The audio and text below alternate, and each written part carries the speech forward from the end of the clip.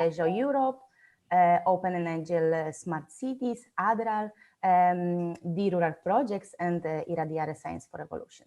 My name is Kamila Olhovic. I work as networking manager at Iradiare, and today I will be moderating this table. I'm very excited to be here. I hope all the week that is full of session and great interventions from keynote speaker will be a huge success. In parallel, we have also two other tables going on, which is smart energy and smart farming. All three sessions are being live streamed on Summit website, and then after will be stored on our YouTube channel, so everyone can watch it or catch up the other sessions that are being held at the same time.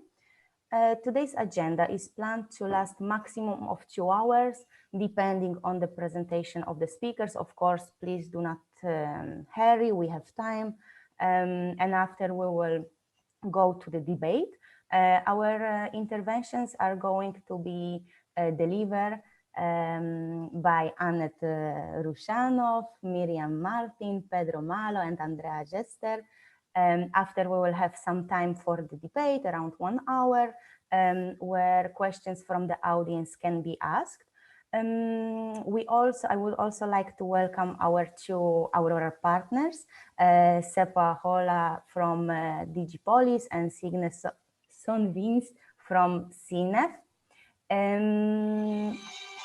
Sorry. To all the speakers, I would like to say thank you for your interest and accepting the invitation to be part of this summit and this thematic session. It's a pleasure having you with us. I wish you all good luck, and not wasting any more time, I would like to give a floor to our first speaker, Annette, who is a committed digital health expert with more than 16 years project building and management experience in Brussels. Her special expertise lies in stakeholder engagement, co-creation with stakeholders, even organizations, community management, moderation, producing evidence-based policy recommendations. Please, Annette, as we know, you can share already your presentation, so the floor is yours.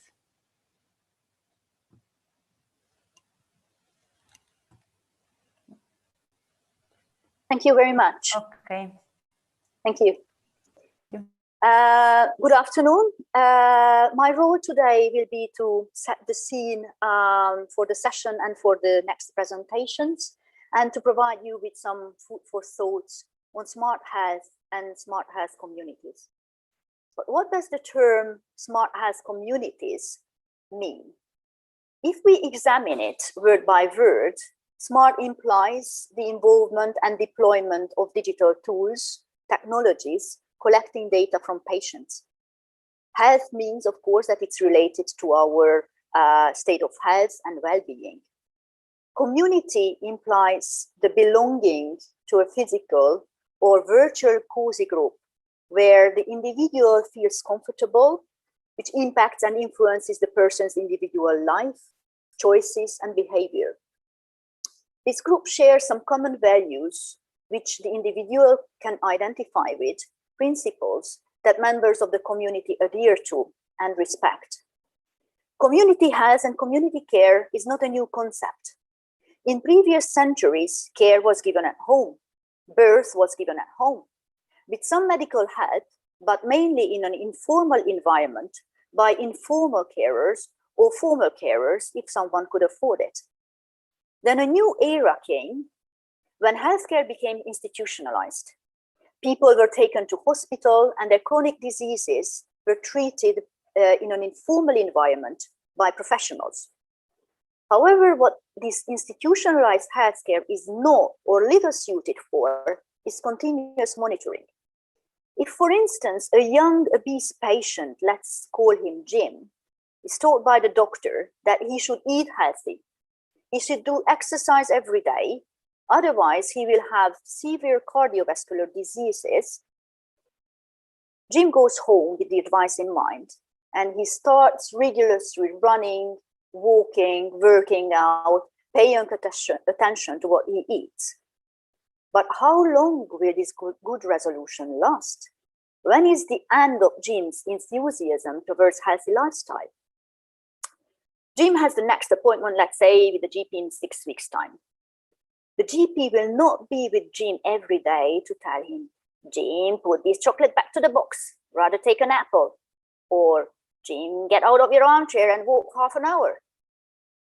Jim should belong to a community that motivates him, a community that changes his behavior and his lifestyle in the long term. Health communities operate outside of or in parallel with the traditional healthcare system. And what they can perfectly do and what they offer to the individual is motivation, well-being, prevention, monitoring, disease management, and behavior change. The exponential growth of smart technologies and IoT have helped to foster the sense of community among patients with similar health goals and needs. It is just so easy now to belong to and connect up with citizens, patients, locally or even globally in the world. What operators, innovators, developers need to understand in a profound manner is behavior science. So coming back to Jim, what will Jim do to belong to a community? He will sign up to a healthy eating community. There are many out there, but we will not mention them here because that would be publicity. He will input his data about his eating habits. He will also buy a smartwatch or a smart body balance. These devices will again collect his data. Here comes, of course, a huge debate about sharing well-being data, data privacy, data, secondary use of data, which is also fascinating, but we will not have the time to get into that debate today. So coming back to Jim, what he will do is he will blog about his progress with his peers. They will motivate each other. And there is also a tiny bit competition in it, which will push Jim for better performance. So with his data collected, he can go back to his GP appointment and show the evidence of the progress he has made. From this showcase, what we can conclude about smart health communities is that they are very person-centered. They empower the patients to manage their health, disease, and well-being, strengthen the sense of belonging to a community, use technologies, and rely on the profound understanding of behavior sciences. They create new ecosystems. They use data for improving health outcomes. Smart health communities are also related to value-based healthcare because these communities represent what patients value the most. But why do we need these smart communities? And in general, innovation, let it be technological or non-technological? The answer is simple. For the resilience and sustainability of our health and care systems, to release the pressure on the institutionalized health and care system and diversify the system with other alternative models. In order to foster the growth of smart health communities, we need strong regions. The territorial dimension should be taken into account when designing European policies through, for instance, consultation with European networks focusing on healthcare, ICT, research and innovation, and via close dialogue with the Committee of the Regions. Regions, territories should be enabled to steer the development and promotion of smart health communities. The responsibilities and competencies of the different governance levels have to be clearly defined in the multi-governance system. And these competencies and responsibilities should be complementary to each other. The supporting instruments should also be complementary and harmonized. I would like to list the ingredients which I find important personally for smart regional health communities. So what do smart regions need to develop, promote, and spread their regional health communities? Infrastructure. For whatever smart technology-based innovation, we need infrastructure. We need internet and broadband, which are obvious in a city, but what about the remote, depopulated, and peripheral areas? Of course, we need investment. For instance, regional smart specialization strategies can help to earmark European regional development funds towards innovation in the territories. Investment is also needed for the research, development, and commercialization of digital technologies, which will enable these communities. Public, but also public-private investments are crucial. They are crucial in general, but also they are crucial to leverage the EU funding available. Public investments are key at the beginning in order to de-risk the innovation for private investors. The smart specialization partnerships provide an opportunity to develop European, even global innovation value chains and generate investment. We are talking about innovations, so the good old ways may not work any longer. Novel business models and approaches need to be developed to sustain the solutions within the communities. We already talked about the individuals in the smart health communities. They are connected. But the communities themselves should also be connected, and their smart solutions should be scaled up and deployed across the borders to make sure that larger populations and territories can benefit from the solution. And by this larger scale, the solution itself is sustained. For this, they need interoperability, regulations, and standards. If we talk about the empowerment of regions, we also have to empower its dwellers, professionals, and patients. We already talked about Jim putting his well-being data into different devices. Regions also need data. Data is already in our present, but will become even more our future. Regions need good quality and clearly governed data, which they can handle and they can make best use of for their healthcare and other public services. A powerful and cohesive ecosystem needs to be developed as a cornerstone for this community. Efficient and engaging dissemination channels and materials should be developed that speak the citizens' language. Miriam, Pedro, and Andrea will speak about these ingredients more in detail, and most probably they will come up with new ones as well. And last but not least of all, I would like to mention a few major policy issues at European level, which are influencing smart and digital health. First, the European Health Data Space, which is one of the major priorities of the von der Leyen Commission. A common European health data space will promote better exchange and access to different types of health data, not only to support healthcare delivery, but also for health research and health policy making purposes. The European Health Data Space will be built on three main pillars: a strong system of data governance and rules for data exchange, data quality, strong infrastructure, and interoperability. No wonder I mentioned these as ingredients for regions as well, for smart regions. The second is AI. AI, which has a huge potential for the EU, for member states, and also for regions. The Commission's coordinated plan on AI, which was reviewed last week, is a major commitment of the Commission's and the member states to accelerate, act, and align EU AI policy priorities and investments. Regions will be part of that. Together with this coordinated plan, a proposal was also released on harmonized rules on AI.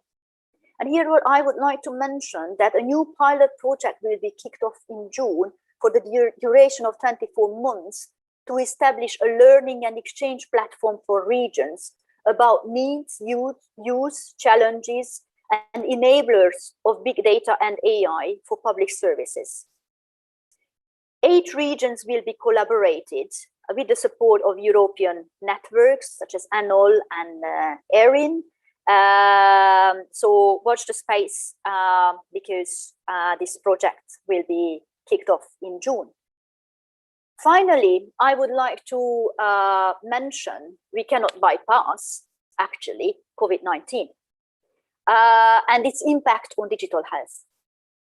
The COVID-19 crisis clearly proves and justifies the need for the digital transformation of health and care services. This health crisis serves as a concrete and eye-opening example why digital transformation is needed and what the concrete benefits are. The pandemic has redesigned what and how care is delivered. Sharing health data, for instance, was crucial for the management of the pandemic in the member states. I refer here to the contact tracing and warning app. The use of digital tools, online medical consultations were and are still vital to make sure that the treatment of chronic diseases remains continuous when in-person consultations are still not permitted.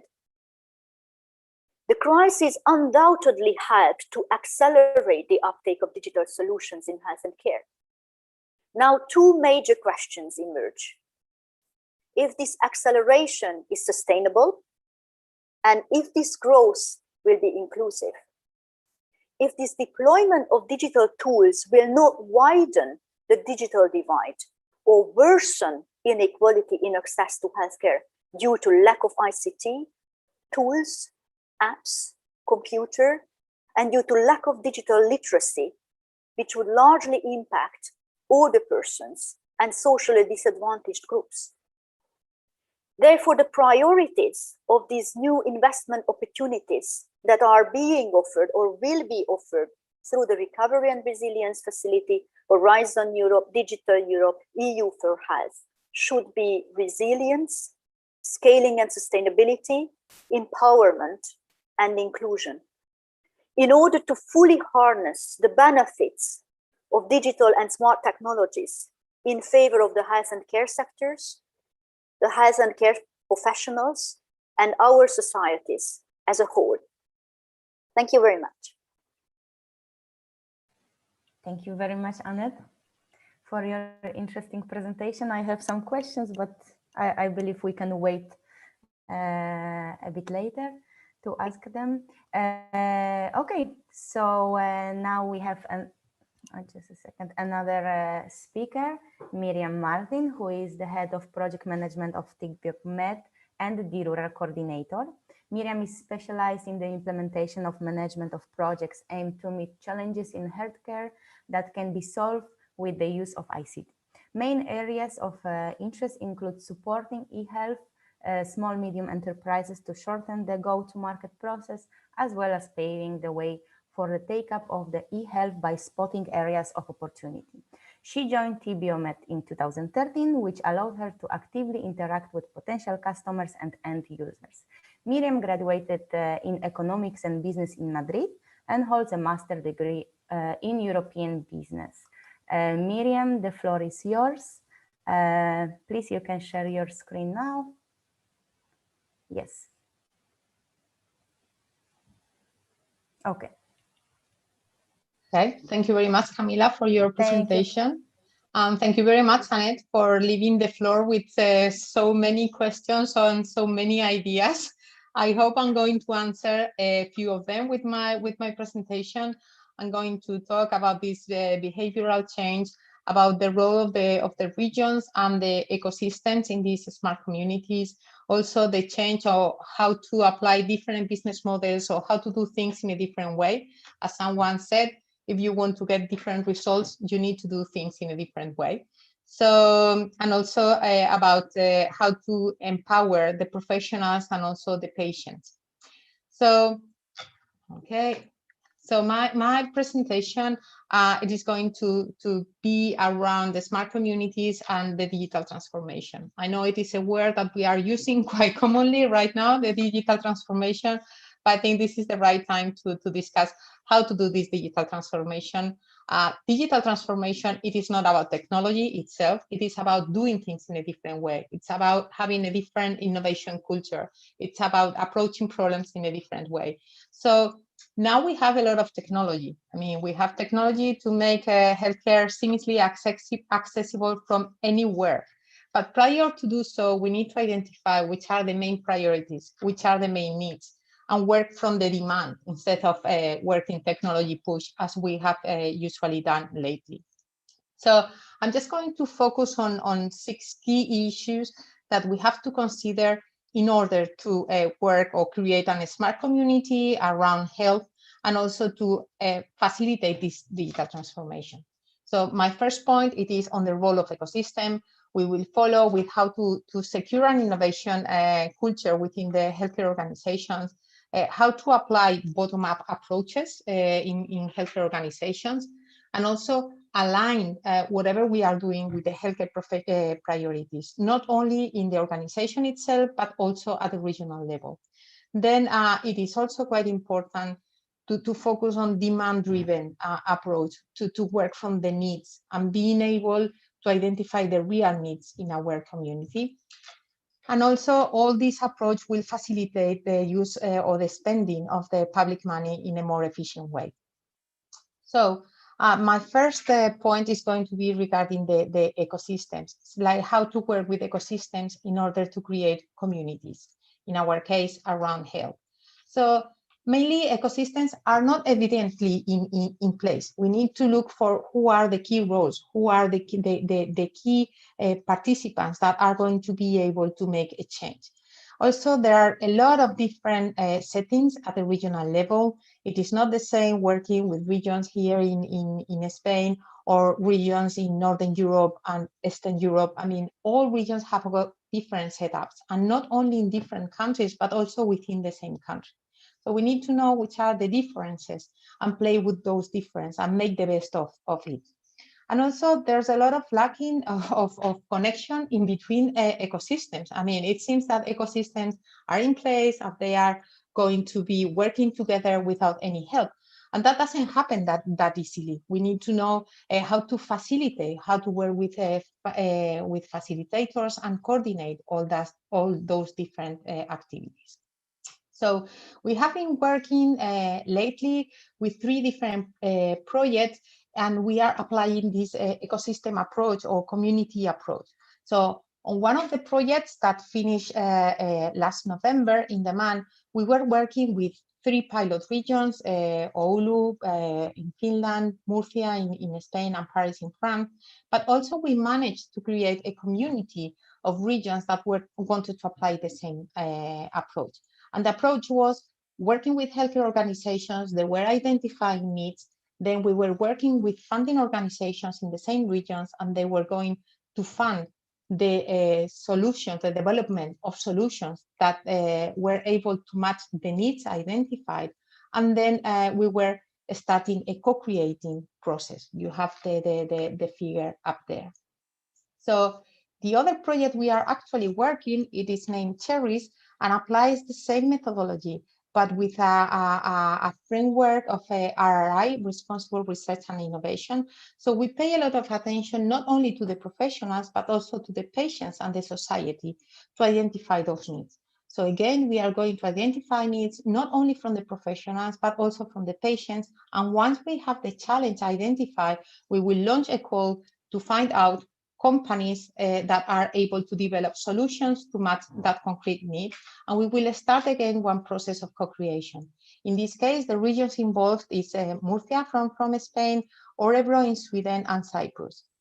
And here we are looking for some other regions that are able to replicate this model. So if you are interested and you are a region in Europe that would like to work from the demand point of view, we are going to launch a call in the next months. So we'll be happy to receive your proposal. And following the project that we are now involved, it is the rural. In the rural, we have a slightly different approach because here we want to develop services focused in different areas, and one of the verticals, it is going to be health. And here we are going again to work with the regions. We are going to identify the key stakeholders. And in this case, what we are going to do is we are going to work with healthcare providers, with the municipalities, with other direct service providers. And we are going to have the role of, we have named it the promoter, and he's going to be, or they are going to be the organization that is going to be responsible to coordinate all this delivery of services within the region. So in this case, the regions involved are Extremadura in Spain, Gelderland-Midden in the Netherlands, Jämtland-Härjedalen in Sweden, and Dubrovnik-Neretva. And apologies for the pronunciation, I'm just trying to improve, but we only started in January, so there's still a little room for improvement, okay? In all those three projects, what we are trying to do is to build ecosystems and just to work with ecosystems for them to find out which are the right relations in between them, where is the added value working with different stakeholders instead of working by their own, okay? So following, once we have the ecosystem, we need to secure that there is an innovation culture. It is not about doing things in the same way. It is doing things in a different way. And that has to face different barriers because we are usually quite reluctant to change, to do things in a different way. So here, what we try to do in the organization, so we think that has to be done in the organization, it is, first of all, a bottom-up need identification. We need to know which are the needs. I mean, why are we doing things?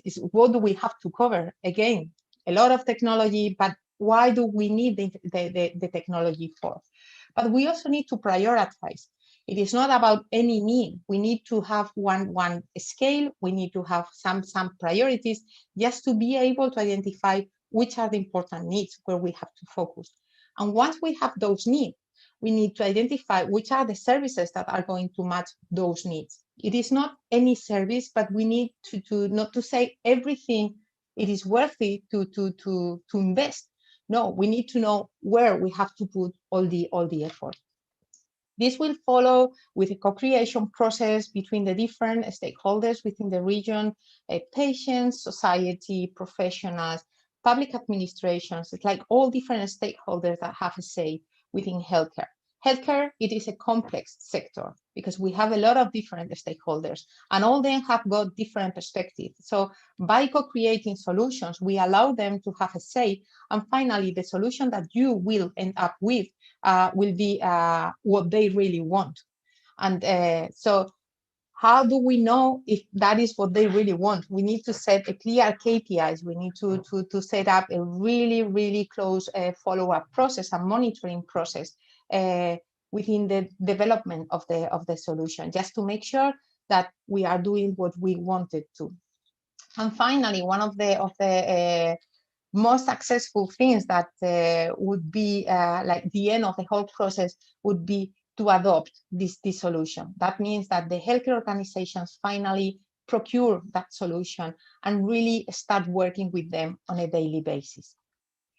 This is quite important, the adoption, because you are being involved in, you've been involving, professionals, you've been, you have counted with patients, and if you don't adopt the solution, they might have the feeling that they have done the effort for nothing. So I think that all us feel a little bit reward when we feel that we have done something that finally succeeds. The third main issue would be to do a bottom-up process. And the idea of the bottom-up process is just to make sure that we cover the real needs. So we have to involve the professionals and the society, and just to say, you really, I mean, your ideas are a matter to us. You are the ones close to the daily work. So you know exactly what it is needed, how we could improve one service, how we could improve the contact with the patients. And I think right now in this pandemic, as Annette mentioned before, the digital health has become really, really important. Because we hadn't got this like a personal, this one-on-one interaction. I mean, look at us, we are all like in this event and we are all online, but that was not that common on the healthcare.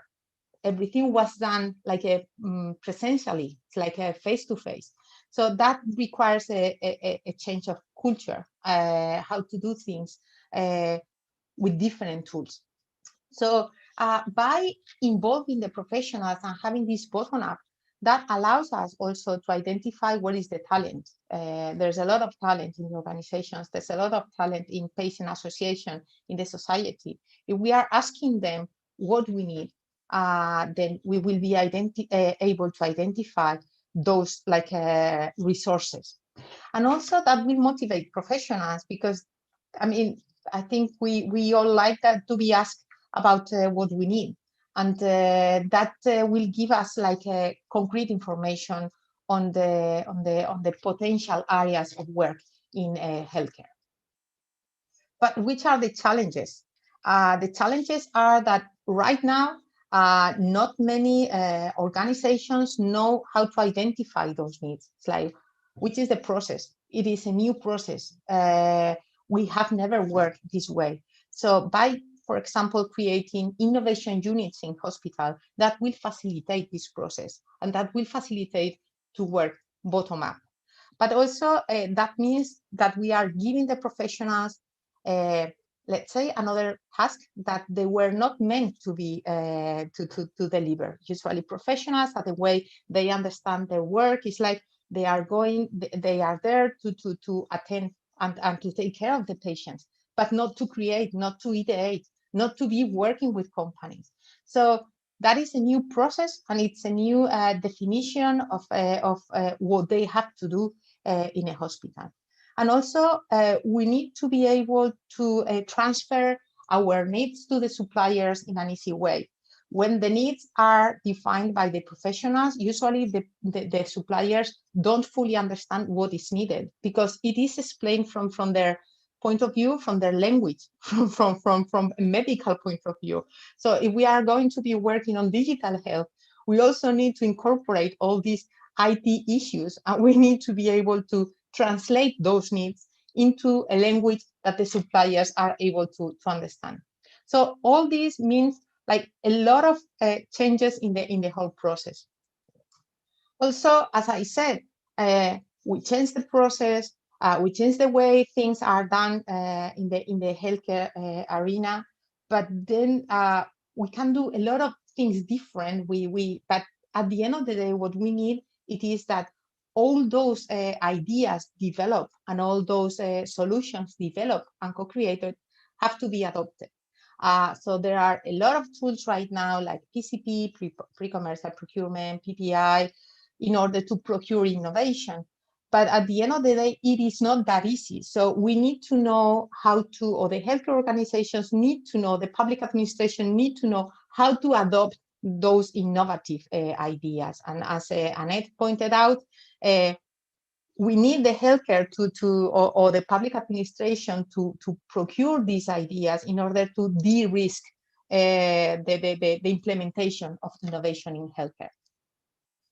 And finally, by doing things this way, the spending of funds, it's going to be done in a more efficient way. Why? Because, I mean, we will know that we are doing or we are investing in solutions that are needed and are going to be accepted by the professionals and also by the patients. So by doing things this way, we will mainstream the use of funding.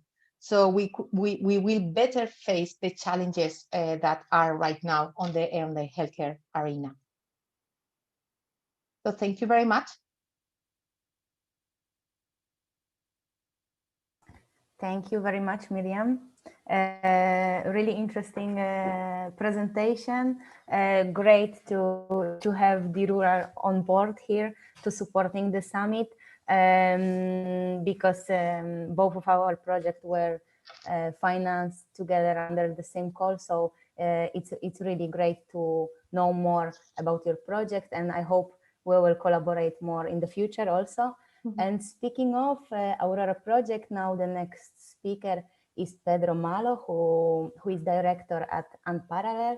Unparallel is the partner of Aurora. Pedro graduated in computer science. He has PhD in interoperability methods and tools for large-scale and massively heterogeneous data environments. Pedro is overseeing projects development at Unparallel, and especially the Internet of Things catalog, aiming to be one-stop source for Internet of Things, knowledge, innovation, and technologies. He has more than 20 years of experience and practice in the management, research, and technical coordination. Pedro, great having you with us today. Thank you for accepting the invitation, and please, floor is yours. Thank you very much. So I'm sharing my screen. So good morning to all. I'm Pedro. I'm from, like the colleague has said, Camila. I'm from Unparallel, Portugal, and actually we talk today not exactly of one project, but we'll talk about several projects in the idea that we can support, let's say, the exploitation and the open calls and much more on the results of the projects. Okay, the focus is indeed, I will showcase a bit on the smart health for sure, but this could also fit on smart agriculture. It could fit on smart industry. It could fit in several focuses, and we can present a bit. So basically, this would go about this IoT catalog. It's a tool that we've been developing since, I would say, 4 or 5 years, maybe 4 years. And it started on a European project, a project which is named WASIUP. It's a EU-Africa collaboration project on IoT and big data. And the idea there was exactly to focus on smart agriculture, but also on smart health. And so the communities there were very clear, right? So the community aspect was very important in WASIUP. So let me go forward. So what is the problem, right? So the problem today, being whatever domain you are, you don't know really how to discover things like use cases. The focus is indeed in the Internet of Things, but it could also be in the digital world. So how do you find the use cases? How do you find the things that have been developed by other people? And what were they doing? What were their technologies? What were the KPIs?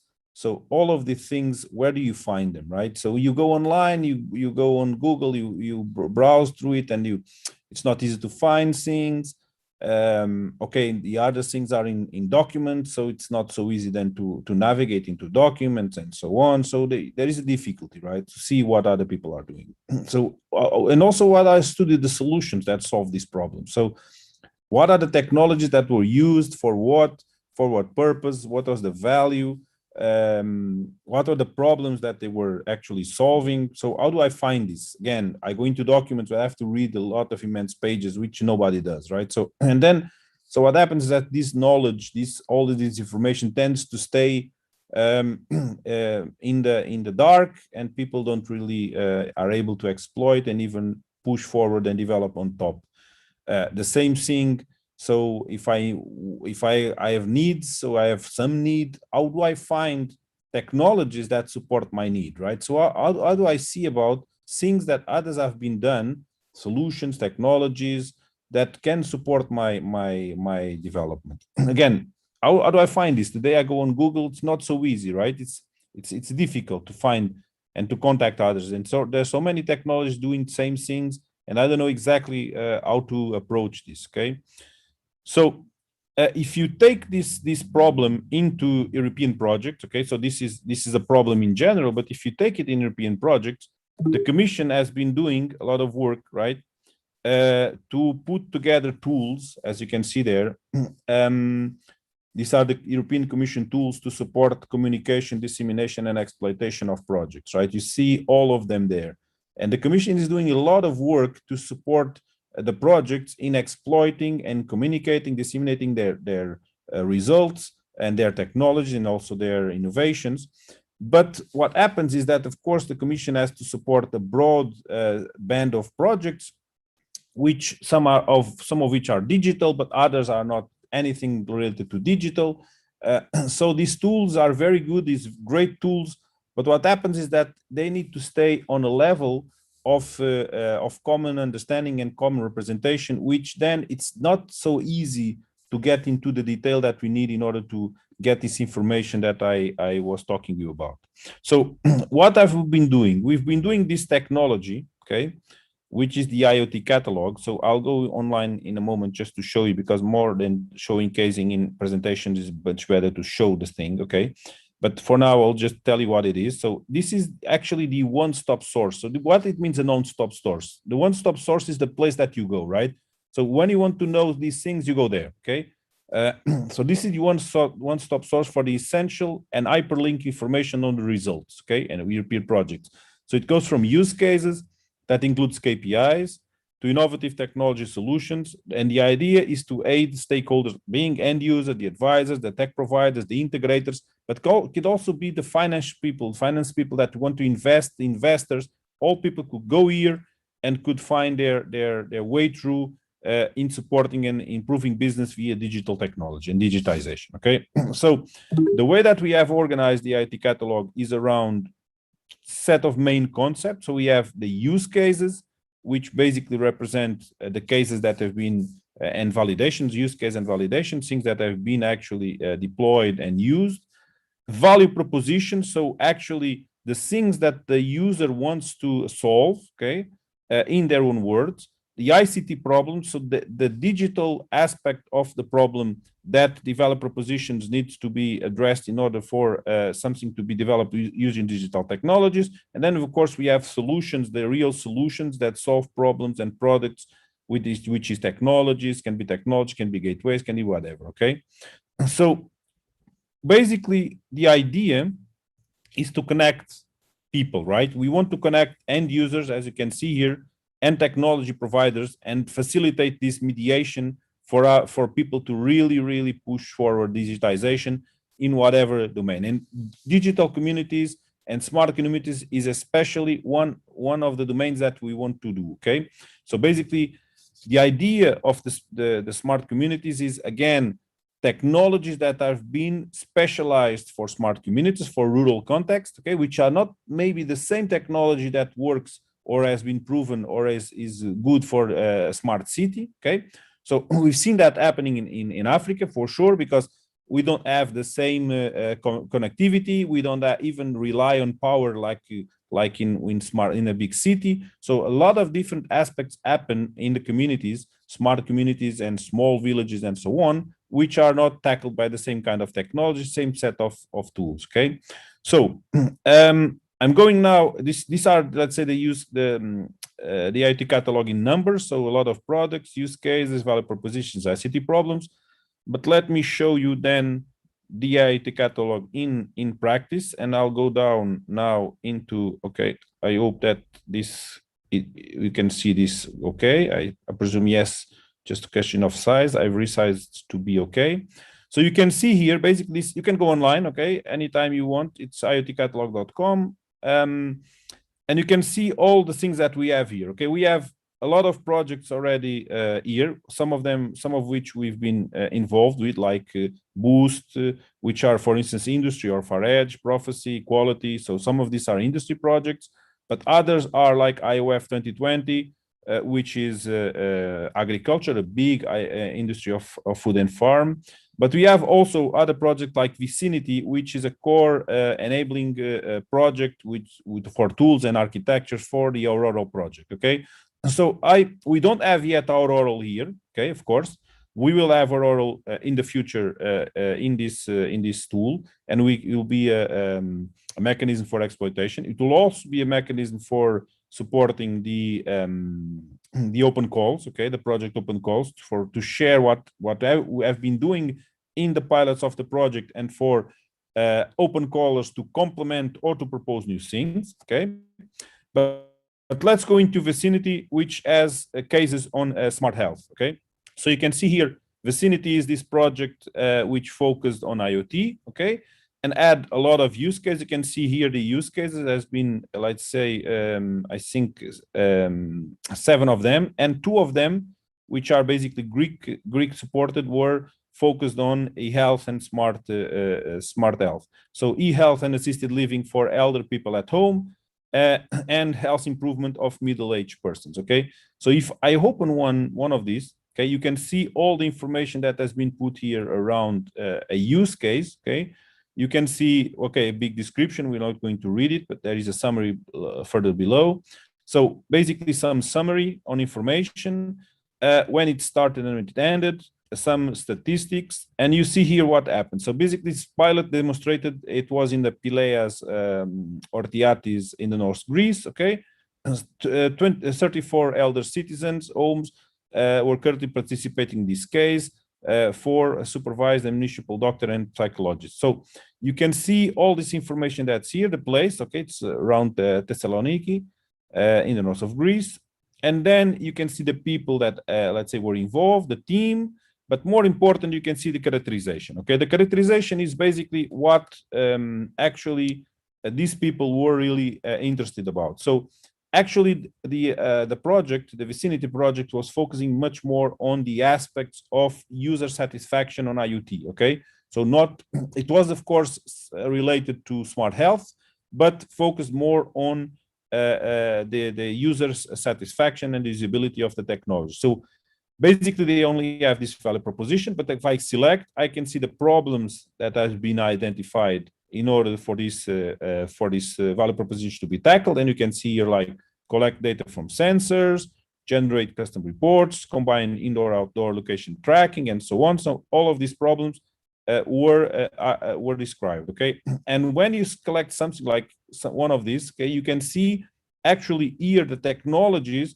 and the solutions that were used to address these things. So you can see things like, okay, triggering detection, abnormal detection in home, so maybe a person that has fallen and so on, analysis of medical data, privacy technology, some adapter, okay, and some no data adapter. So you can see here, like, for instance, hardware things, you can see also a bit of GDPR aspects, you can see, for instance, software, so everything is here. And if you click on it, maybe, for instance, this one, okay, you can see that you can have all this information. So what was the developer, the contact, what it does, okay, it was used in this, and you can even see that it has actually a repository on GitHub, and you can even go there and so on, and navigate and explore it. So you can contact the person to talk and discuss about this use case, okay? So basically, this is what we have, a lot of information, okay, and the information on these aspects, okay? Let me show you another example, which has more details, which also has KPIs, because in this Vicinity, we didn't have the KPIs model, but let me show you one, for instance, from smart farming, the IOF, okay, maybe this first one, which basically also is related to this domain. And you can see the same thing. So another use case, in this case, is about weeding data. And you can see now things like the KPIs, okay? You can see KPIs here being modeled and described. Actually, these ones are more or less economic KPIs, but you could be other, like social KPIs, even technological KPIs, or other KPIs that you could describe. So basically, you can see and you can explore these KPIs in the tool. You can see in between the project and the timeline of the project, what was the explorations and the advantage of the project. So the evolution, you can see all of these things, okay? So what is the real advantage of this tool, okay? So focusing now on the real practical advantage of this. So we basically want to have this tool as a tool for supporting the exploitation of the project, okay, from one side. So very good exploitation in the sense that we really want to showcase not only the technologies and the solutions, but the context of use, which is basically what's missing today. If you go, let's say, imagine that you go to eBay, right? Or you go to other kind of portal, you have the technologies there, but there is no context, right? Where is the context of use? So where it has been applied, what were the success of that, okay? Because only in that way, I can see some value on taking my technology and exploring it and maybe develop it further, maybe replicate in my use case and so on, okay? So this we want to basically do. We want to do the technologies in the context of use, so basically the use case and the validations and so on. But we also want to support the actual innovation. So we want that people build on top of each other, right? So we want that people maybe reuse things and collaborate in developing new things, new technologies, and don't do everything from scratch, right? Because one of the problems that people have is knowing that things exist, And by knowing that things exist, you can build on top and talk with people and collaborate more and develop much further. So this actually is the aim of this catalog, okay? We in Aurora are involved in several tasks, in the tasks of, for sure, of use cases, and the tasks of consolidating information, but also supporting the open calls. And we want to use this tool as a top tool to support exploitation of the project and communication of the project to the finest.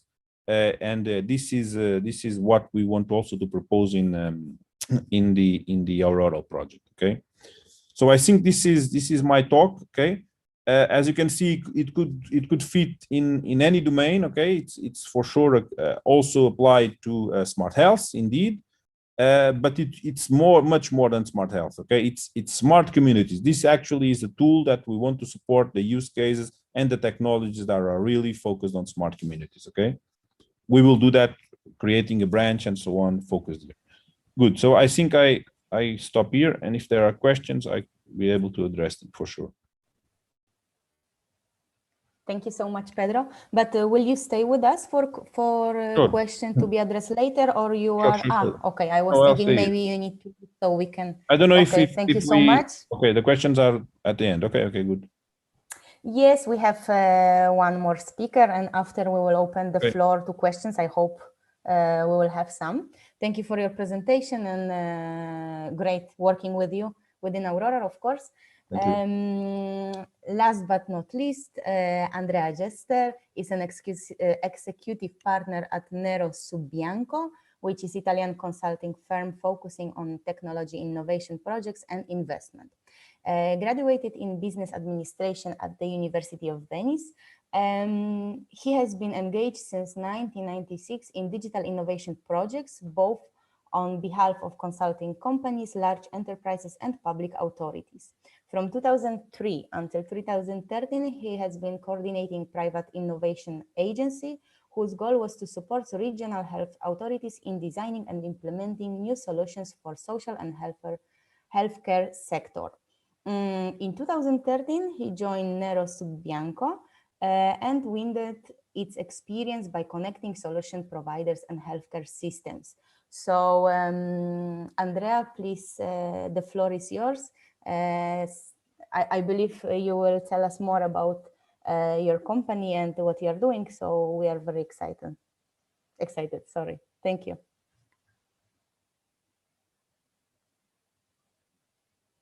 Yeah, I forgot. Yes, I was muted. Okay.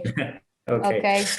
Great. I hope you can also see my screen. Yes, we can see. And yes, wonderful. Well, first of all, thank you for inviting me. And I have to say that until now, the session has been very useful to me. Well, I really appreciated the introduction that was done by Annette with especially, I would say, the essential features of the healthcare or smart healthcare ecosystems, which helped me also in my presentation. And I also appreciate what Miriam said, especially for when we focus on how can we de-risk somehow the implementation of new solutions and how difficult sometimes it is to match the demand and the supply side. And I really appreciate also what Pedro introduced, because indeed this tool would perfectly apply to what the network that we are trying to set up is doing. I will not tell that much about my company. I prefer to stay and to keep focused on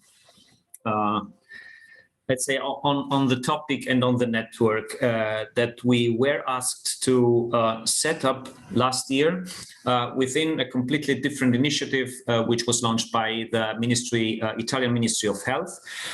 They were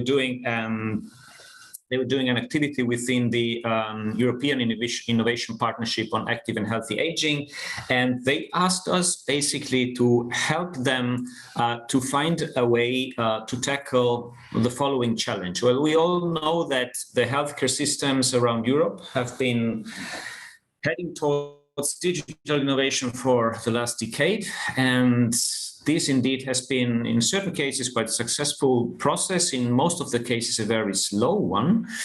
And the question that rose, that was in April last year, if all these theme around the digital innovation hubs could somehow help not merely to speed up the digital innovation process, but to make it really effective and to use the terms that have already been used before my intervention to make digital innovation really fit to the needs that the people and the patients and the hospitals and the professionals have in their daily work and their daily life. Well, what we said is that, yes, our answer is that digital innovation hubs could help, because on the one side, I have a sort of political endorsement, like as a sort of privileged intermediate players around the European regions to facilitate, you know, the connection between the demand and the supply side of digital technology. And they also should have the technical competencies to do that, or at least have the knowledge to direct and help you to find those who can have the technical competencies to solve your problem.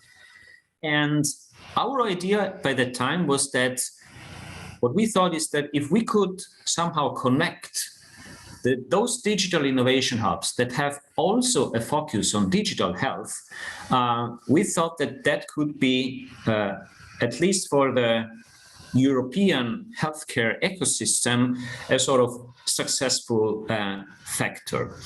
And what we did at that time is basically to contact some of the digital innovation hubs we were already working with, and then to go through the European catalog of digital innovation hubs.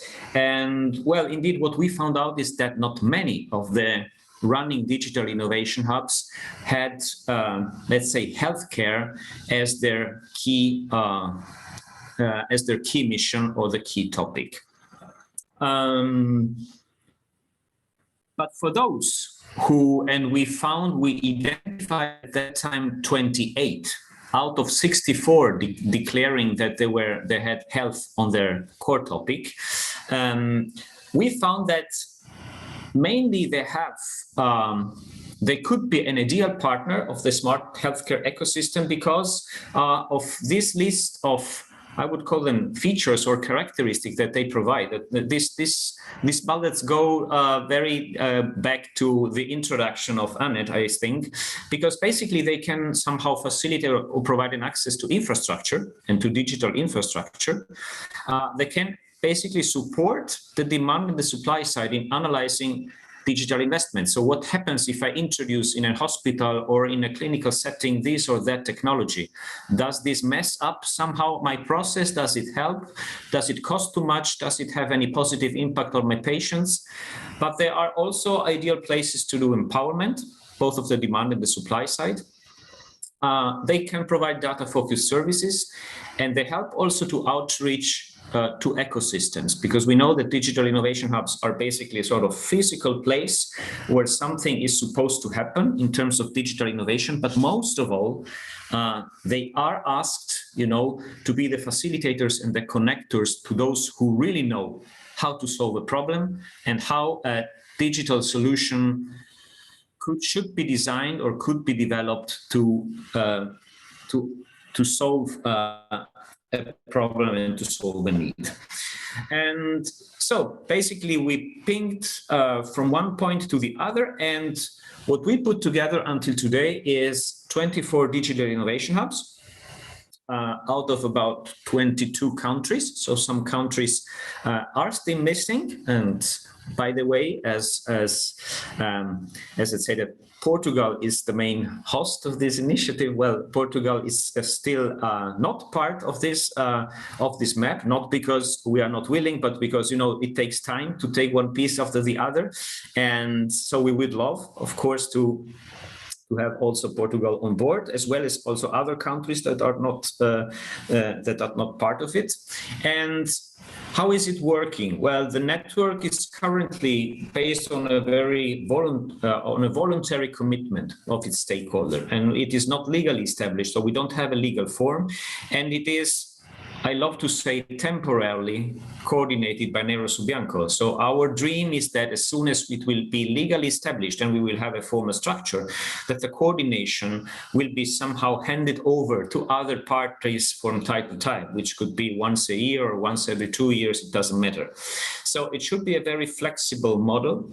And what we are currently focusing is on identifying the most effective cooperation mechanism. So what can really make these hubs cooperate together, apart from and regardless of any kind of formal framework, right? So what are the needs and how the needs in the healthcare system can somehow be addressed also by digital innovation hubs, not only by them, of course, they're only a little piece of the puzzle, but if we think that if they can cooperate together, they can really bring an added value. And of course, we would love to come by the end of this year with all the 27 member states on board. Well, we decided, of course, because, you know, if you work, sometimes we have monthly sessions where we meet together and we are, you know, we are picking some pieces of the puzzle together, and we had to identify some topics which are not limiting, but are at least guiding our monthly discussion. And by the way, tomorrow we will have our 5th meeting, and we are already 55 people, you know, gathering all the time. So we gave us some inputs, and you can find here the 6 topics which guide our sort of daily, well, not daily, I would say weekly operation. And some hubs are better in certain topics, some other are better in other topics. The added value is really to bring all these topics together and have the possibility to exchange and see how also Pedro said, okay, where are the good use cases? Why and if technologies are working and why not? Is it a matter of the context? Is it a matter of the regulations? Is it a matter of the fact that the technology has not been properly designed immediately with the contribution of the end users and so on? And concretely, what we have is we have 3 focused working groups. They are working on, let's say, more project level. So they are focused on Horizon Europe, and they have identified some topics, and they did a plan, you know, to connect some of these hubs and partners of their ecosystems to go for common projects until the end of 2022. We also have one small dedicated unit which commits itself to establish some corridors among the hubs. Probably you know what these corridors are, but basically it is a sort of setting up a sort of joint service catalog. So if one digital innovation hub is, for instance, good in finding solutions in its ecosystem on, you know, augmented reality in surgery environments, and someone else in robotics for the health logistics system, and maybe they have common needs, then one hub can provide services to the other hub and vice versa, depending on what their, let's call them, customers are asking.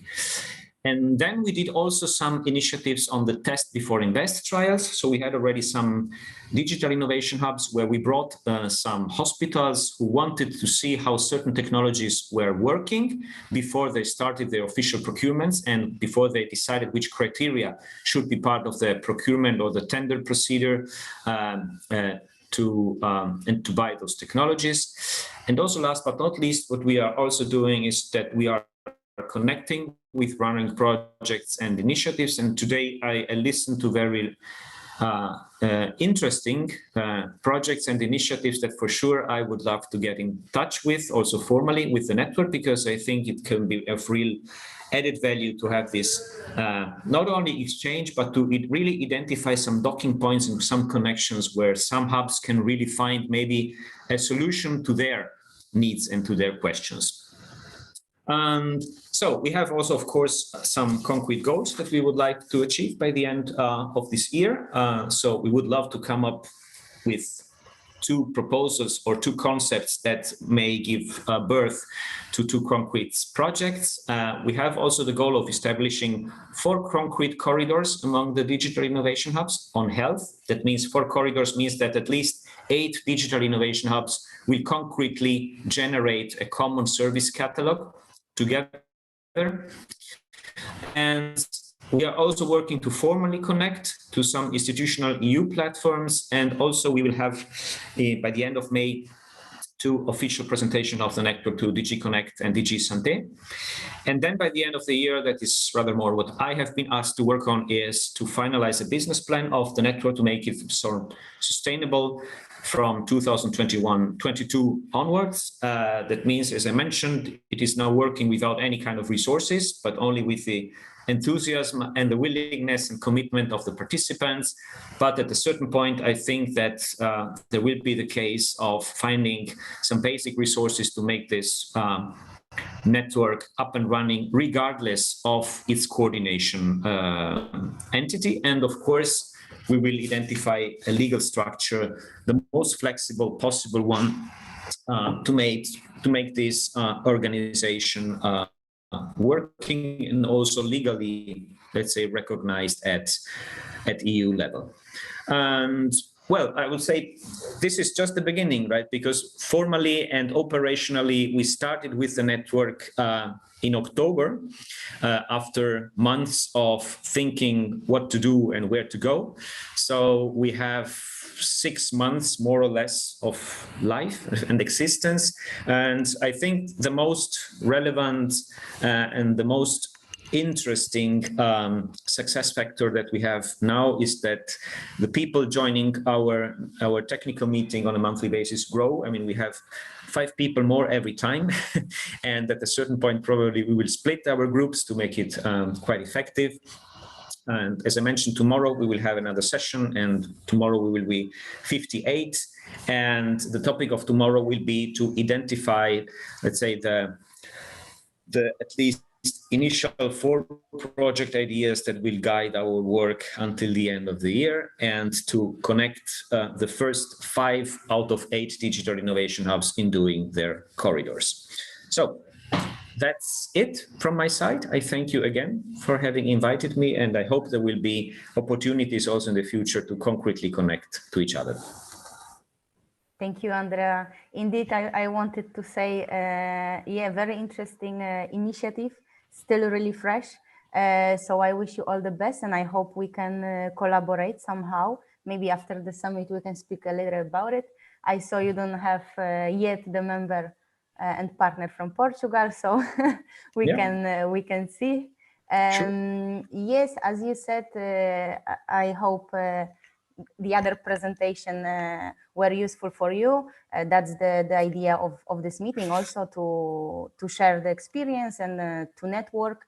I wanted to ask, because I received few questions in the chat, if you agree, all of the speakers, to share your presentation, if after the summit I could disseminate it within the not the partners, participants. So please let me know. And yes, thank you everyone for your interventions. I would like now open the floor to our participants to share comments, and if someone has any question, please feel free to unmute yourself. If not, I have 2 questions also, but firstly, maybe someone has some comments. Hello, this is Seppo from Finland. Hello, Seppo. Hello. Yes, I have some commentaries to these excellent presentations. Yes. We have seen that there have been a lot of development projects in digital health. The focus has been on mapping of the needs of individuals and groups, technologies, contexts, and technical implementations in use cases. What ought to be maybe done next is to focus on implementation of the business models and commercialization of public and private digital health services. I noticed these business models have been as part of the projects, but we should focus more strongly to this part, to implement all of these tools and technologies which has already been developed.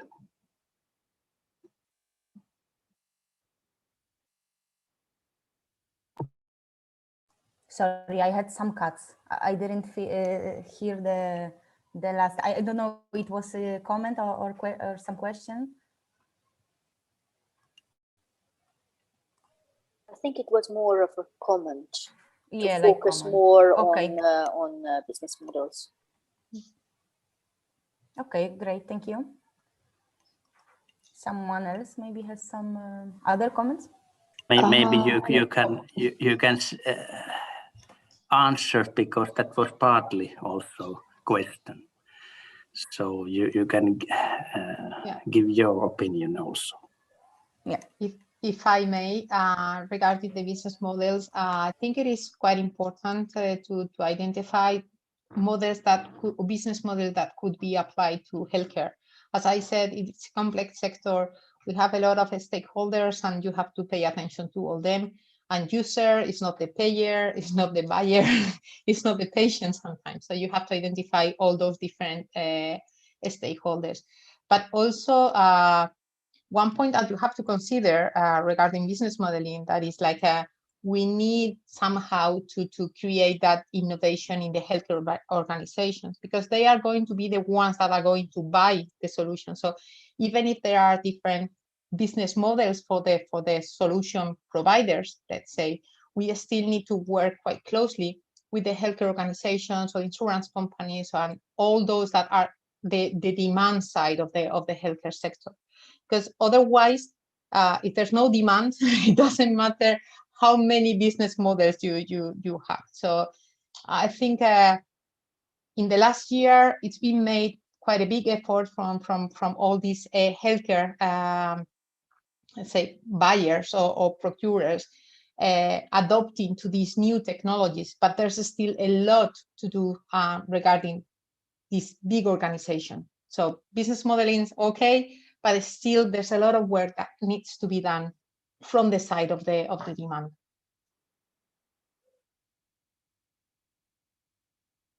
Thank you, Miriam. Hello, I'm Patricia Hello. from Slovakia. I would like to ask, I think probably to Miriam, but like anyone can answer. Like after identifying the main priorities, how is possible to structure a digital smart health, like to be a future of a community care? I mean, I didn't explain this, but there are like two different priorities. You have to identify the priorities at the organizational level, for example, for insurance company, which are like the main areas, or healthcare organizations, which are the main topics that they want to focus, but also like the health sector, the healthcare sector, relies a lot on public administration. So you need to identify which are the public or the priorities from the policy point of view, like this smart specialization strategy. So you have to combine both approaches. So, and you need to combine this bottom up that I was explaining. It's like you need to work with patients and professionals, but you need to align that with the top management. So you have to work, let's say, from two different approaches. You need to identify the needs, but those needs have to be aligned with the priorities. Otherwise, let's say top management from hospitals are not going to bet on the development of these new approaches. So let's say that by combining those two different activities, you are able to develop something that makes sense for the professionals, but also it's going to be important for the region. I don't know if I have answered your question, Patricia. Yes, it was perfect. Okay. Thank you very much.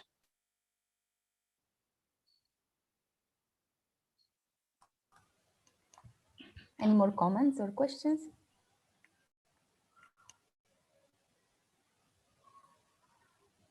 I have one question. Probably it was already answered, but just to remind meanwhile, implementing the smart health in communities, smart communities, what area should we choose to focus and why? I think Annette and Miriam were doing some points about that. Again, that really depends on the community. It's like we've been working with different regions in these three projects that I have mentioned, like In Demand, Cherries, and the needs, let's say, or the regional needs are different. In some areas, in some countries or in regions, they rather prefer to focus on let's say, elderly people, or those like taking care of yes, I wanted to ask about that. monitoring. Yes. In other regions, it is more important to focus on chronic care, let's say, all those patients with chronic conditions. There are some regions that are really specialized in oncology, for example. So it really depends. That's why I say that, I mean, all the priorities are completely different from one region to the other. And the important part it is to identify, and I think, Andrea, that is something that you are doing with the Digital Innovation Hubs. It is to identify who are sharing interest and put them together to work on a concrete topic. But you can't force someone that it is not their priority to keep on working on chronic condition if it is not the priority. But by identifying like individual priorities, you are able to build something bigger. So it's like added value. It is really the key into building smart communities. If I may add to that, Camila and Miriam, I think that indeed there is no recipe. So priorities can be different, but I think that the approach that you have raised, Camila, is what you have to do. You have to go through what are my priorities. So you have to have that kind of strategic planning and thinking. What are my priorities? Who are the actors, as Miriam said, whom I can work with, and how I can do that. So I think that these are the steps you have to go through, but it will be different for all the regions, or for many of the regions, because there will be some similarities as well. But I think that it's more the approach that you mentioned, Camila, which is important. Okay. Yes. Thank you, Annette. If I may. Also, I wanted to say, yes, please. Yeah, just to reinforce the concept, and well, we know in Europe there are quite many and several regional healthcare systems, but if I look into the Italian one, which is very complicated, I mean, you can find in one region also very differentiated priorities depending on the healthcare departments. And even if I look, for instance, in some of the solutions that we were asked to look into for the COVID situation, we had in the region where I live, we had 7 different departments, and 3 were demanding one thing, 2 were demanding another thing, and the rest was demanding nothing. And so you mean within the same region, you could have such a differentiated request for the same issue, which makes, I think, this, I mean, I hate to compare the healthcare system as a market, but I mean, if we take that word, it is probably the most complicated market that you can imagine, because and this is probably the biggest challenge that, for instance, we have with the Digital Innovation Hubs is it's not merely to focus on the needs of the demand side, but to help the supply side to understand that they can't simply come with their product and say, oh, that's the best product of the world, that's the best digital solution of the world, and that's the best robot of the world.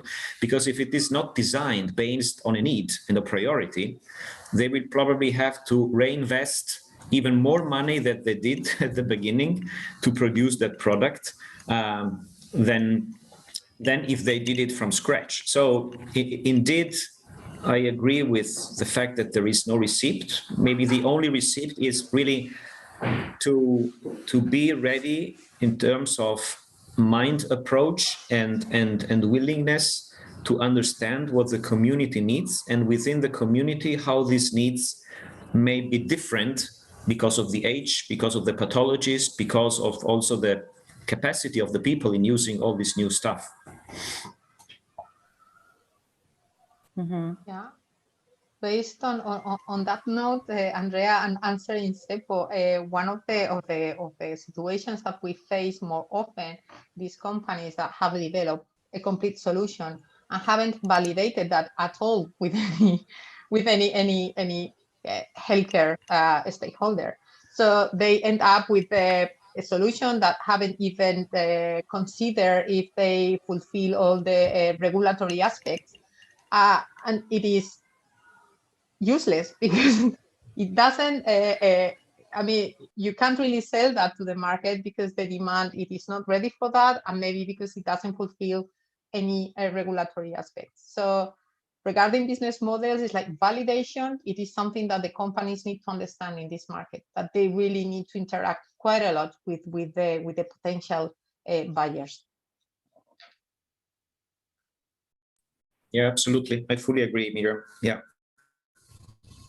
And that's even more the fact if especially if you have those companies coming from other industries and they are replicating or extracting some pieces of their technology, which perfectly works, which could be ideal, also applied to the healthcare sector. But, you know, it's a different world with different rules, and they have indeed to dive in again and most of the times redesign what perfectly works elsewhere to fit into the system. Yeah.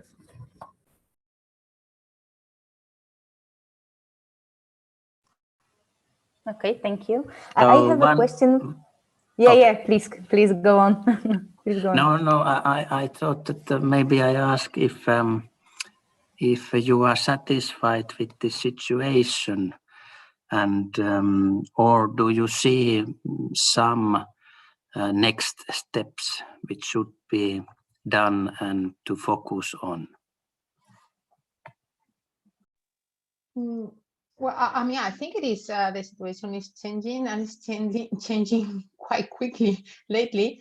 And like, for example, in Horizon Europe, in the EIC calls, they are paying a lot of attention to procurement, to need identification, to validation, and co-creation.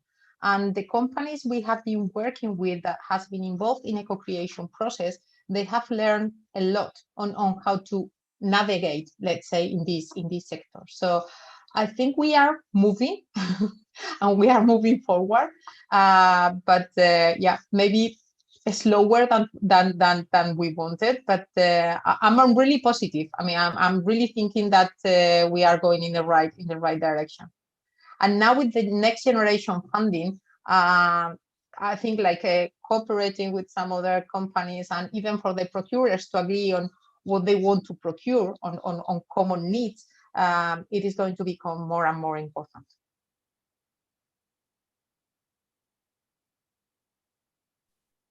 Yes, I think that what you said, Miriam, about the co-creation, needs assessment, etc., it's also reflected in the ecosystem third pillar as well. So yeah, indeed, I think that's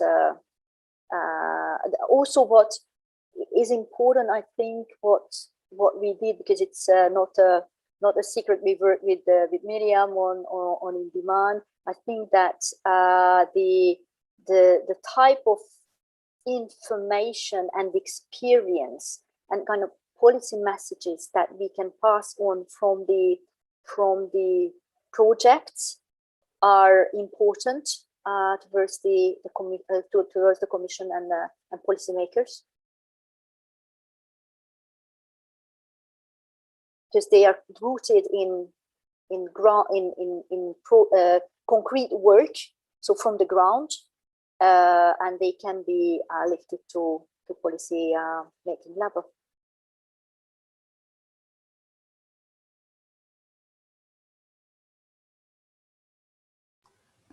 Thank you, Anna.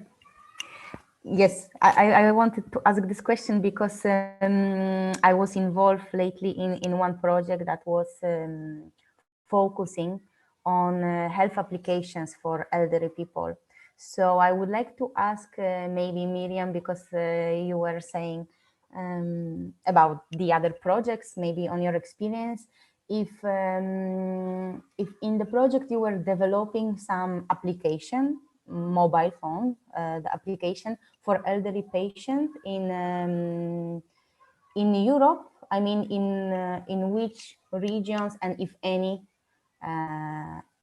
application? I don't know.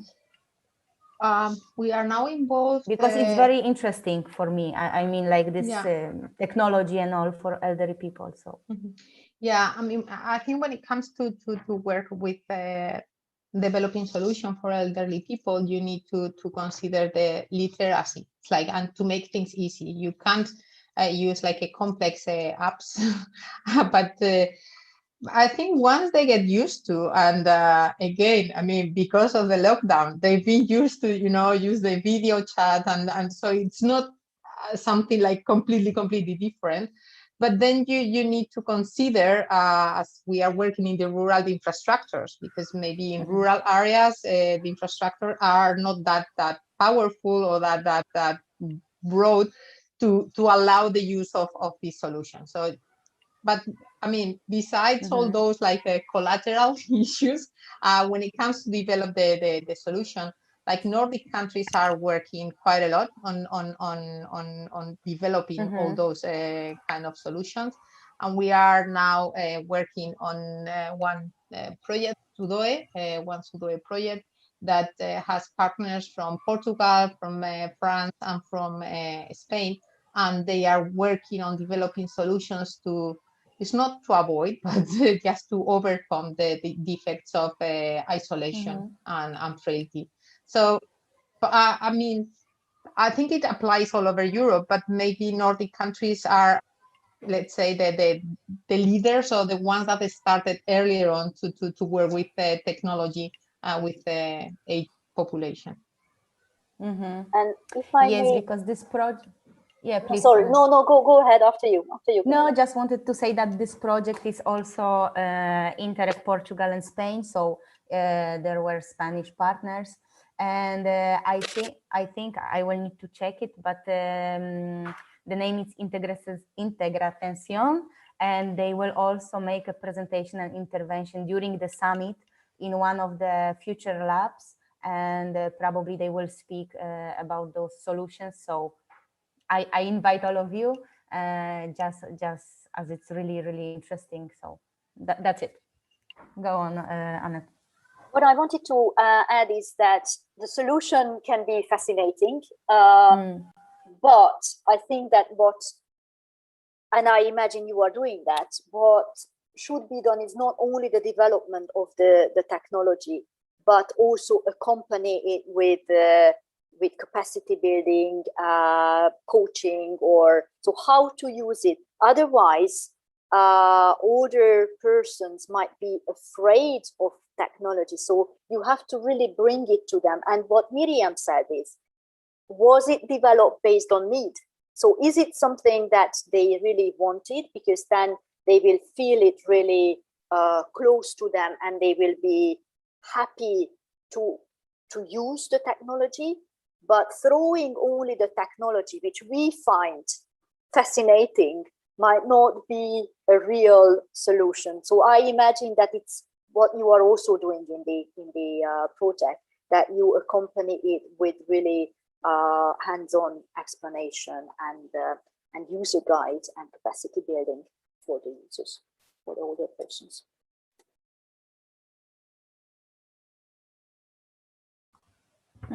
Thank you. Some other questions from our participants? Don't be shy.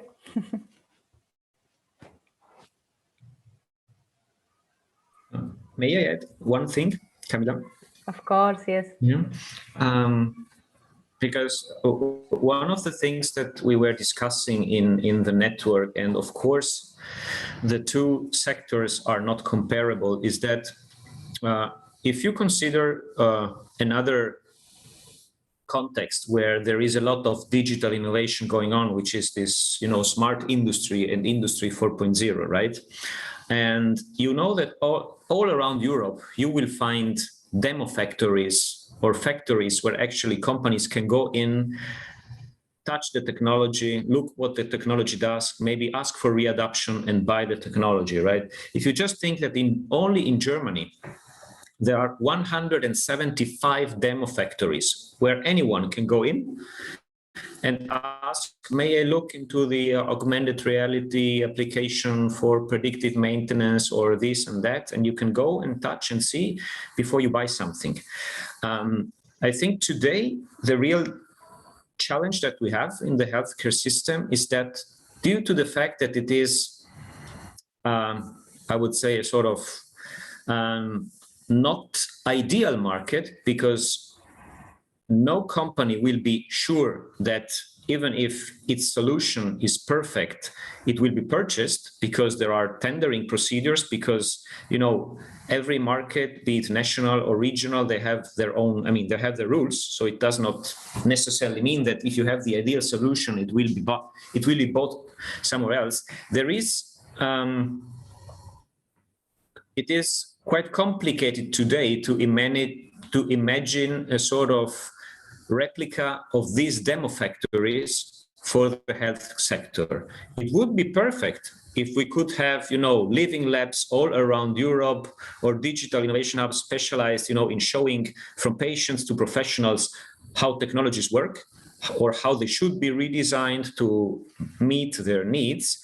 But currently, I think there is still quite a lot to do in this under this perspective. And my personal opinion is that one of the major challenges in this is that the supply side is still not convinced or ready, you know, to invest, to cooperate with these structures and provide them with their technologies, because they, unless you are not talking with very big suppliers, but the small suppliers, which have very often excellent ideas, and sometimes they have also been designed with the patients, they do not have the capacity, you know, to co-invest with these facilities and tell them, okay, look, I give you 10 licenses for free and 50 man days of my workforce to explain to anyone how these technologies are working. So this is still something where I think we still have a lot to do to make demand and supply cooperate in a much stronger way together. Yes, but because for small structures, it's a huge investment.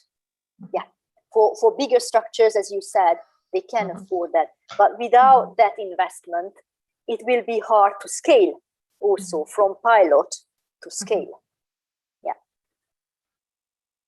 That's why we had a really it is more than nice. It was a really great experience what we had during In Demand with this co-creation, because we launched these calls for the SMEs, and they were developing the product with the professionals. So even when I still say that the challenging part is the adoption, like, because they co-developed the product, but not all of them were included or introduced in the hospitals. But at least those SMEs have the chance to really discuss with the professionals the development. So I mean, there are some hospitals that they already have these innovation units, and they have their own innovation labs, like, for example, Oulu, that I think is part of the digital innovation hub. And that is great. I mean, if many hospitals could have that facility, that would really facilitate the scaling up of SMEs and innovative solutions in the area of healthcare.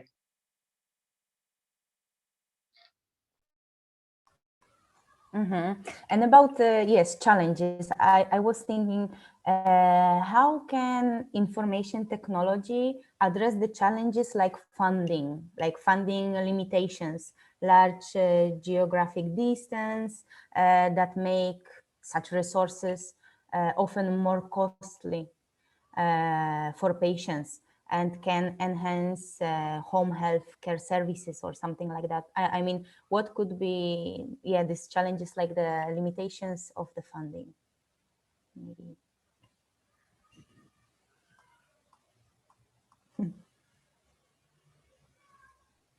Well, I mean, when it comes to funding, there are like two perspectives. It's like, is it funding for the healthcare organizations to put money, investing in new solutions? If it is so, I think Pedro mentioned that it is quite important to work or the role they will play between suppliers and demand, because it is important to do the assessment, or just to say, okay, by introducing this solution, you are going to save, or you are going to be much more efficient. So you need the role of these, let's say, intermediaries to be able to define the right KPIs and to let's say, develop these value-added solutions. Like, why shall I buy this, or why shall I invest into this solution? Usually it's because you are going to be more efficient, or you are going to reduce cost in some other areas of your work. Then, so that is the funding for the healthcare organizations. But I think like there is funding available. And as I said, now with the next generation, there's going to be a lot of funding. And I think it's the right time now for all the demand side, just to really consider what they need to include in the organization, and and undertake this need analysis on what is really needed. But then when it comes to funding for companies, I think we all had in mind that they needed investors and they needed funding. But when it comes to investors, if you talk to many SMEs, they don't want investors. I mean, they don't want to get anyone into their capital. I was thinking about thinking about the small companies. Yeah. So I mean, if it is business angels, or is like an easy way, or they are in the position where they are going to grow and need a big investment, but there are one size of companies that they don't want investors at that time. They just want to get maybe some funding to support them into the development of something, but they need to have the really good business model again and validate that in order to succeed. So let's say, okay, they want fund to grow and develop the technology, but still they need to change the mindset. And as Andrea said, they need to consider what is needed in the market instead of just developing the technology. So funding is a little bit tricky, because not everyone wants or is looking for investment. I can contribute to this. Yes. About the funding. I know, I think that there are several facets here, right? As usual. One of the facets is, it's not completely true that all SMEs don't want investors aboard. I know many SMEs that want, for sure, quite open to having investor, business angels, and risk capital in Portugal, for sure, because Lisbon is great now, and I hope all of Portugal, not only Lisbon, let's say Lisbon on a more high tech, but I hope that all of Portugal may be also on smart community stack, right, and so on. But what happens is that these business angels and so on are not finding the companies, right? I've been approached so many times by people asking me, what do you think of this? What do you think of that? Because they don't know what are the companies to invest. There's a lot of people with zillions of money that wants to invest, and they don't know in who to invest. This is a problem, okay? So reachability, outreaching, visibility, and so on. This is again a thing that the catalog can do, okay? To take, let's say, the people from anonymous to a more scalable, where investors can go and can see and can also select, interact, and so on. That's one thing. The other thing is that there are also a lot of companies in Europe that rely, not only small companies, big companies, research institutes that rely on European money, European funding to live, okay, to survive, even worse now in the COVID times, right? So what I think it's valuable, it's important for these people is to, again, outreach, to reach out, to see more partnerships, more collaborations, and so on. So and to attract more funding, right? And the attract more funding might be private, but also might be public, okay? And public means partnerships, building consortium, and so on. going to open calls, and so on and so on. So again, a platform that facilitates this all is crucial. It doesn't exist, right? Where do you go to find all the opportunities on smart communities? Where do you go? You don't go. It's not easy to find all the opportunities. Where are the technologies that have been proven to do that? What are the cases? What are the people that is working on? What are the experts that has been? What are the digital innovation hubs? Okay, because there are digital innovation hubs in some areas, like I don't know, in IoT and so on, but then there are others very specialized on smart agriculture, like smart agri hubs. So where are all these connects? So where are the connects for this? So I think this, if we find ways to connect all these dots together and make it really useful, then it's up to people, right? We cannot do the other part of the work. People need to find their opportunities and seek what they want. We just need to make them available to people, okay? And then, of course, they need to apply and to get access to the funding and to explore partnerships and to discuss with business angels. This is a part of the business of the person. But we need to give them more and more opportunities for them to see and to apply and to push their technologies, okay? And another thing that also we want to do with this catalog, by the way, is to launch challenges, right? So imagine that you are a city hall, right? Or a small city hall. You want to launch a challenge to the community, right? And you want to build, I don't know, a system for health, right? Like we are talking about smart, very smart, specialized health, and you apply to the community. And then you get a lot of contributions, because now when you send a tender, right, where did it go? It goes to a platform nobody looks at. It's a complex platform. But if you do a tender in this platform with very easy value propositions, you tell what they want to do, where, what is the value, and so on, and many people can apply. And if many people can apply, you can have much more opportunities to from one side, to have more technologies and differentiating technology, and from the other side, from the side of the supplier, to have much more opportunities to apply to. And I think this connect is the thing that we need. Thank you. What I wanted to add to that is connected to what Pedro said, is seeing a bit of a bigger picture. So how one sector is also part of, from a regional administration point of view, how one sector and investment in one sector will be part of my global strategy. So how health is, for instance, part of other policy areas. So seeing not short-sighted, but seeing in a bigger picture, and also sustainability. So how sustainable will be my investment, or the EU project fund that I get. So how that will able to bring me to another step where I can really generate this growth and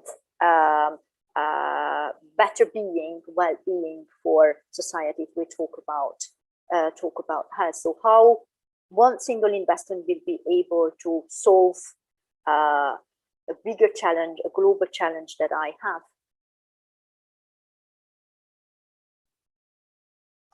Again, this idea of, you see the catalog, it's not, I started by that. No, it's not one domain, right? It's all domains, because you can have a technology, imagine a gateway, right? IoT gateway that is very good for agriculture, but is also very good for health.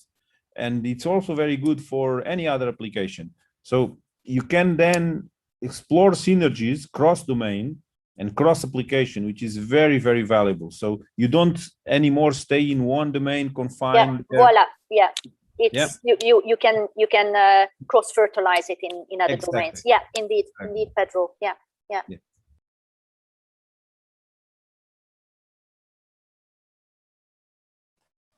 Okay, thank you so much. Any last question? We have 9 minutes, so we are perfectly in time. If there is any more questions, I finish my questions. I don't have any more. So 3, 2, 1, nothing. Okay, so I believe we had really good session. I'm really happy Thank you to all the speakers. Thank you, Miriam, Annette, Andrea, and Pedro to join us. It was a really pleasure. It was really interesting. And if you agree, I will disseminate within the participants your presentation. Sure. And well, I wish you all the best in your work. I would like to invite you also to follow us on Twitter and also on the website where all the sessions are going to be live streamed. This afternoon we have 3 more thematic table on data culture and governance. So you are welcome to join. And that's it. Thank you so much. It was really great. Thank you so much. Thank you, Camila, for the moderation. Thank you. Thank you. Thank you very much. Thank you I very hope much. it was good. Bye. Thank you Bye so bye. much. Bye. Have a Bye, nice bye-bye. day. Bye Bye. bye.